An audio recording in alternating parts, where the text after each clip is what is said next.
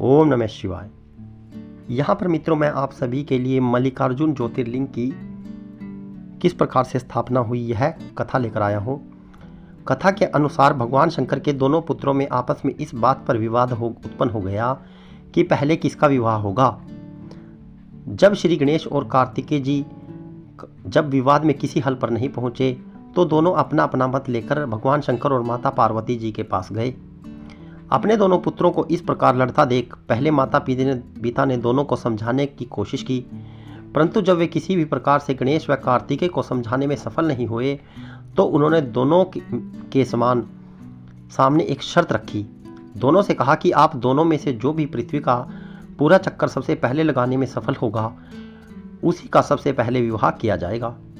विवाह की यह शर्त सुनकर दोनों को बहुत प्रसन्नता हुई। कार्तिकेय का वाहन क्योंकि मयूर है, इसलिए वे तो शीघ्र ही अपने वाहन पर सवार होकर इस कार्य को पूरा करने के लिए चल दिए। परंतु समस्या श्री गणेश जी के सामने आई। उनका वाहन मूषक है और मूषक मंदगति जीव है।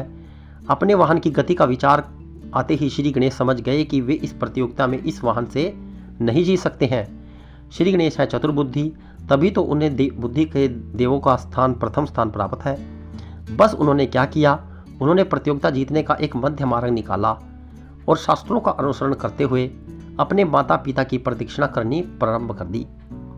शास्त्रों के अनुसार माता पिता भी पृथ्वी के समान ही होते हैं। माता पिता उनकी बुद्धि की चतुरता को समझ गए और उन्होंने श्री गणेश जी की कामना पूरी होने का आशीर्वाद दे दिया। शर्त के अनुसार श्री गणेश का विवाह रिद्धि और सिद्धि दोनों कन्याओं से कर दिया गया। पृथ्वी की प्रदक्षिणा कर जब कार्तिकेय वापस आए तो उन्होंने देखा कि श्री गणेश का विवाह तो हो चुका है और वे शर्त हार गए हैं। श्री गणेश की बुद्धिमानी से कार्तिकेय नाराज होकर श्री शैल पर्वत पर चले गए। श्री शैल पर्वत पर माता पार्वती पुत्र कार्तिकेय को समझाने के लिए गई और भगवान शंकर भी वहां ज्योतिर्लिंग के रूप में अपने पुत्र से आग्रह करने के लिए पहुंच गए। उसी समय श्री शैल पर्वत पर मल्लिकार्जुन ज्योतिर्लिंग की स्थापना हुई और इस पर्वत पर शिव की पूजा करना पुण्यकारी हो गया। श्री मल्लिकार्जुन ज्योतिर्लिंग मंदिर निर्माण कथा। इस पौराणिक कथा के अलावा भी श्री मल्लिकार्जुन ज्योतिर्लिंग के संबंध में एक किंवदंती भी है, प्रसिद्ध है। किंवदंती के अनुसार एक समय की बात है कि श्री शैल पर्वत के निकट एक राजा था जिसका नाम चंद्रगुप्त था। उस राजा की एक कन्या थी। वह कन्या अपनी किसी मनोकामना की पूर्ति हेतु महलों को छोड़कर श्री शैल पर्वत पर स्थित एक आश्रम में रह रही थी। उस कन्या के पास एक सुंदर गाय थी।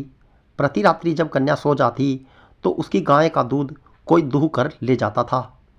एक रात्रि कन्या सोई नहीं और जागकर चोर को पकड़ने का प्रयास करने लगी। रात्रि हुई, चोर आया।